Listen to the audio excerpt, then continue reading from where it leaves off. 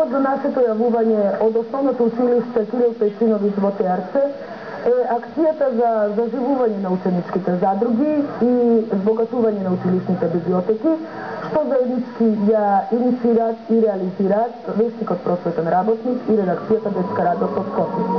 Во ова училиште се школуваат 700 ученици на македонски, албански и турски наставен јазик.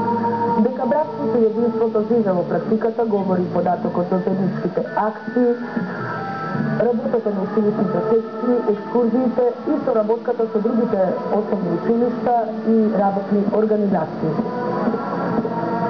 Тоа меѓу другото е резултати на работата и залагањето на наставниот кадар, од кој повеќето се поранешни ученици на ова училиште, кое е инаку едно од најстарите во општината.